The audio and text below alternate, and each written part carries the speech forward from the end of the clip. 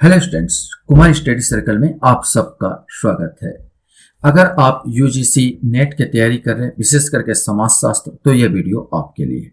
तो चलिए देर न करते हुए एक एक क्वेश्चन को हम लोग सॉल्व करते हैं। पहला क्वेश्चन आपके सामने, इमाइल दुर्खिम को किसका पिता कहा जाता है? समाजशास्त्र का, समाजवाद का, व्याख्यात्मक समाजशास्त्र का या विषय शिस्त समाजशास्त्र का? इसमें से कोई एक आएगा।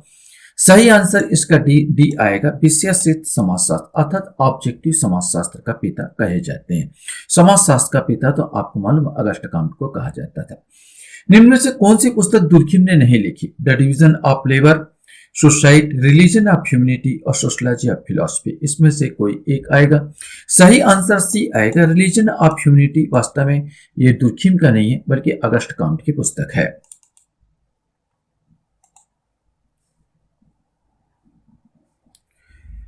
क्वेश्चन यहां पर आता है कि दुर्खिम ने वस्तु शब्द को कितने अर्थों में प्रयोग किया? 4, 5, 6 या 7? वस्तु सामाजिक तत्व को परिभाषित करते हुए, सामाजिक तत्व को अवधारणा देते हुए वस्तु शब्द को उन्होंने चार भागों में उन्होंने वर्णन किया था। तो ए वाला आंसर आएगा। दुर्खिम ने सामाजिक तथ्यों की कौन सी विशेषता बतलाई थी? बाह्यता एवं बाध्यता, स्थिरता एवं गतिशीलता, मूर्तता एवं अमूर्तता या उपरोक्त सभी? सही आंसर ए आएगा, बाह्यता एवं बाध्यता। दुर्खिम के अनुसार सामाजिक तत्व माने सामाजिक घटना में विशेष करके दो विशेषताएं होती, बाह्यता और बाध्यता। जितने भी सामाजिक घटनाएं होती है वो पर्टिकुलर किसी एक व्यक्ति द्वारा इजाद नहीं किया जाता, बल्कि समूह रूप से इजाद किया जाता, तो उसमें बाह्यता का गुण आ जाता। अर्थात जो नियम कानून बने वो सब बाह्य है। और बाध्यता माने आप समाज के प्राणी है और सामाजिक वो है परंपरा, रीति रिवाज, ये सब को आपको मानना एक बाध्यता हो जाती है। तो दो गुण सामाजिक तत्व में विशेष करके पाए जाते हैं दुर्खिम के अनुसार, एक होता बाह्यता और एक होता बाध्यता।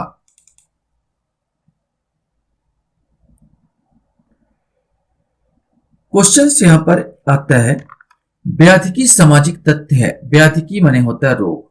यहाँ पर रोग, व्याधिकी सामाजिक तथ्य क्या है? समाज के स्वीकृत प्रतिमानों के अनुरूप होते हैं, व्यापक एवं उपयोगी होते हैं, सीमित एवं अनुपयोगी होते हैं, उपरोक्त सभी। ये वास्तव में सीमित और अनुपयोगी होते हैं। जैसे आप बोलोगे बेरोजगारी हो जाएगा, गंदगी आ जाएगा, या आपका जो समाज में बहुत ज्यादा भ्रष्टाचार फैला हुआ, एक व्याधिकी है और अनुपयोगी है, सीमित है, पूरा फैला नहीं है, माने कुछ हद तक है, सीमित है और अनुपयोगी है। तो यहां पर इसी वाला आंसर यहां पर आएगा। क्वेश्चन यहां पर आता है, किस व्यक्ति ने दुर्खिम को पद्धति का आचार्य कहा है? इसमें से आपको बताना है। रेमंड एरन, गैब्रिएल टाडे, कैटलिन या बीर स्ट्रीट? इसमें से कोई एक आएगा। सही आंसर सी आएगा, कैटलिन ने कहा है। क्वेश्चन यहां पर आता है, इमाइल दुर्खिम ने सामाजिक तथ्य की अवधारणा अपनी कौन सी पुस्तक में प्रस्तुत की है? ये आपको बताना है। The rules of sociological method, the division of labour in society, the society, the elementary forms of religious life. इसमें से आपको बताना है।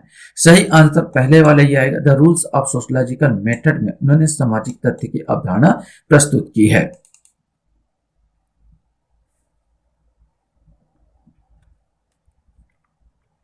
क्वेश्चन है, इमाइल दुर्खिम को the division of labour in society नामक लिखने की प्रेरणा कहां से प्राप्त हुई? ये आपको बताना है। कार्ल मार्क्स से, चार्ल्स डार्विन से, एडम स्मिथ से और हीगल से? इसमें से आपको बताना है। सही आंसर सी आएगा। एडम स्मिथ ने अर्थशास्त्र में श्रम विभाजन का सिद्धांत दिया था और उन्होंने कहा था कि अर्थशास्त्र के आधार पर कि श्रम विभाजन से माने बहुत जल्दी काम हो जाता है, उपयोगिता बढ़ती है, अब उन्नति होती है, वस्तु का उत्पादन ज्यादा होता है, आदि आदि उन्होंने लाभ गिनवाए थे।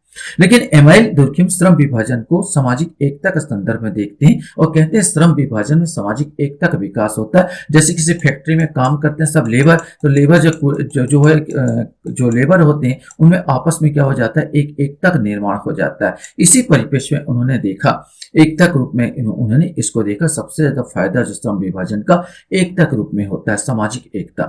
क्वेश्चन है, इमाइल दुर्खिम ने के अनुसार श्रम विभाजन का प्रमुख प्रकार क्या है? ये आपको बताना है। सभ्यता का विकास करना, नवीन समूह का निर्माण और उसकी एकता स्थापित करना, उत्पादन वृद्धि और वस्तु की श्रेणी में श्रेष्ठता, या इनमें से कोई नहीं? हमें इमाइल दुर्खिम के आधार पर देखना है। तो इमाइल दुर्खिम इसका बी आंसर आ जाएगा। ए सभ्यता का विकास होना वो एडम स्मिथ के अनुसार है। उत्पादन वृद्धि और वस्तु श्रम श्रेष्ठ है, एडम स्मिथ के अनुसार है। लेकिन दुर्खिम कहता है कि श्रम विभाजन से नवीन समूह का निर्माण होता है, जैसे श्रमिक समूह बन जाता है, पूंजीपति समूह बन जाता है और उनकी एकता स्थापित होती है, जैसे श्रमिकों में एकता स्थापित होती है।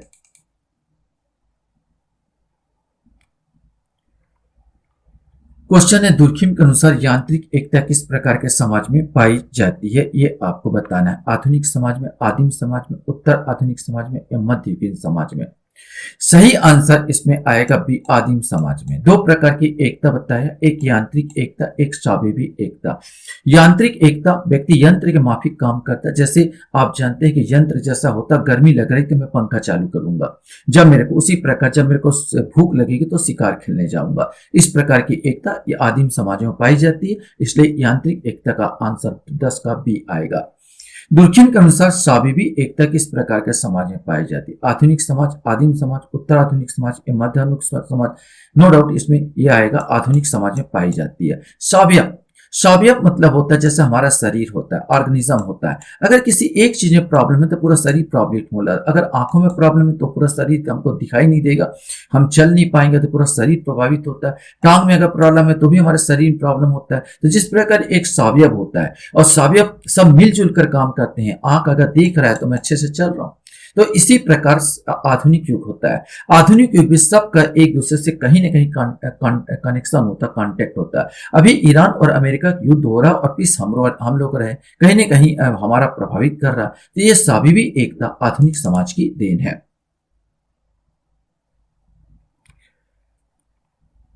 क्वेश्चन इमाइल दुर्खिम के अनुसार प्रतिकारी कानून किस प्रकार के समाज में पाई जाती है, ये आपको बताना है। यांत्रिक एकता वाले समाज, स्वाभाविक एकता वाले समाज, दोनों में या उपरोक्त में से कोई नहीं, इसमें से कोई एक आएगा। सही आंसर ये जो होता है स्वाभाविक एकता वाले समाज में पाई जाती है। स्वाभाविक एकता माने आधुनिक समाज, इसमें पाई जाती प्रतिकारी कानून, और यांत्रिक एकता वाले में दमनकारी कानून होता है, माने सीधा अपराध करने वाले को ही नष्ट कर देना, खत्म कर देना। तो ये दमनकारी होता है उसमें, तो ये यांत्रिक एकता। और स्वाभाविक एकता में अपराधी खत्म मत करो, उसके मन से अपराध को खत्म करो, ये प्रतिकारी कानून होता है। इमाइल दुर्खिम के अनुसार श्रम विभाजन का क्या कारण है, जनसंख्या का आकार और घनत्व वृद्धि, सामूहिक चेतना का उत्तरोत्तर ह्रास, पैतृकता का घटता प्रभाव या उपरोक्त सभी। सही आंसर इसका डी आएगा, उपरोक्त सभी। जो इमाइल श्रम विभाजन जो हुआ, जनसंख्या के आकार में घनत्व वृद्धि होती है, जरूरत पड़ जाती श्रम विभाजन की। सामूहिक चेतना का आज जो हो गया कि जो संयुक्त परिवार का देखो हास होता जा रहा है, एकल परिवार, और एकल परिवार होगा तो मेरे को श्रम विभाजन की जरूरत होगी। भाई कोई नौकरानी आ जाए, कोई काम वाम कर दे घर में, यहाँ पर तो अगर ऐसा अगर हमको श्रम विभाजन मिलता है, कोई खाने पकाने वाला मिल गया, कोई नौकरानी मिल गई, ये मिल गई, तो आसान हो जाएगा, मेरे को संयुक्त परिवार कोई आवश्यकता नहीं। इसलिए सामूहिक चेतना का उत्तरोत्तर हास होता जाता है। और इसी प्रकार पैतृकता भी घटता चला जाता है, परिवारवाद भी घटता चला जाता है, उपरोक्त सभी आएगा। क्वेश्चन यहाँ पर आता दुर्खिम के अनुसार निम्न में से श्रम विभाजन का कौन सा परिणाम नहीं है, ये आपको बताना है। प्रक्रियात्मक स्वतंत्रता, विशेषीकरण, सभ्यता विनाश, सामाजिक प्रगति। तो इसमें से कॉमन क्वेश्चन तो सभ्यता विनाश कैसे होगा, इसमें तो सभ्यता का विकास हुआ है। दुर्खिम के अनुसार मालिक मजदूर में संघर्ष, मालिक मजदूर संघर्ष, हड़ताल, क्रांति आदि श्रम विभाजन के असामान्य स्वरूप में किस प्रकार का उदाहरण है। आदर्शहीन श्रम विभाजन, बलात् श्रम विभाजन, व्यक्तिगत कार्य की अपर्याप्तता, उपरोक्त सभी। इसमें से आपको बताना है। सही आंसर ये आदर्शहीन श्रम विभाजन हो जाए। अगर आदर्श श्रम विभाजन होता तो इस प्रकार का संघर्ष होता ही नहीं। दुर्खिम के अनुसार ये जो संघर्ष हो रहा, हड़ताल हो रहा है, तो ये आदर्शहीन श्रम विभाजन का उदाहरण है।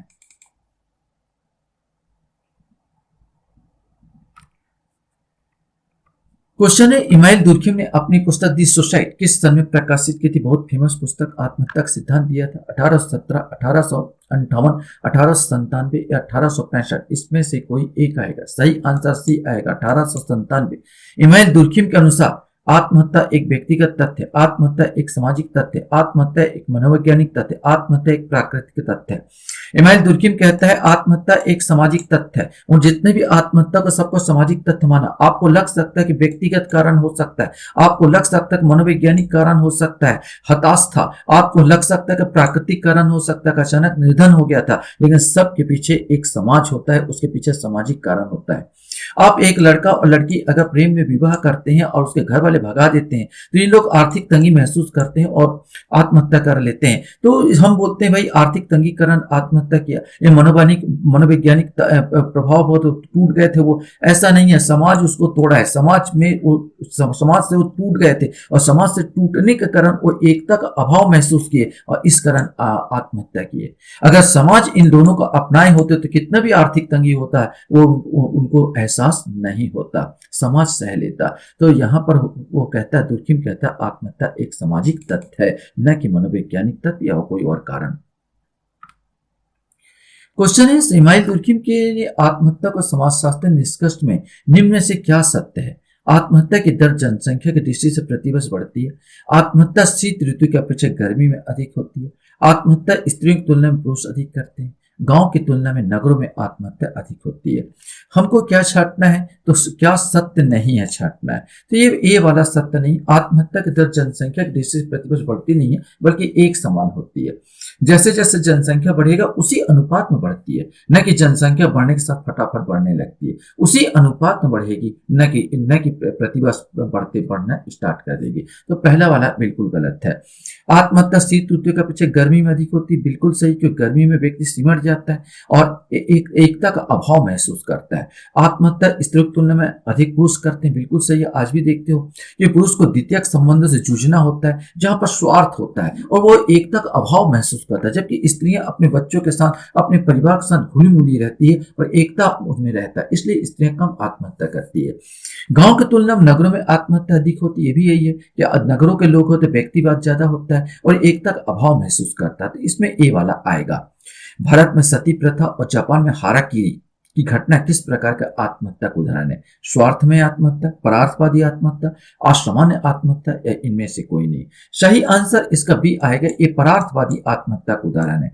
परार्थवादी जब व्यक्ति इस समूह से इतना जुड़ाव महसूस करने लगता है कि अपना बलिदान कर देता तो उसे परार्थवादी आत्महत्या कहते हैं। जैसे हाराकीरी जापान में जो घटना होती है द्वितीय विश्व युद्ध के समय होती थी। इस समय द्वितीय विश्व युद्ध में होता था कि व्यक्ति क्या करता था कि अपने आप में बम बांध लेता था और पनडुब्बी से जानबूझकर टकरा जाता था। मैं तो मरूंगा लेकिन मेरा देश आजाद रहेगा, मेरे देश में कुछ होना नहीं चाहिए, मैंने समूह से ज्यादा लगाव, यही परार्थवादी आत्महत्या है।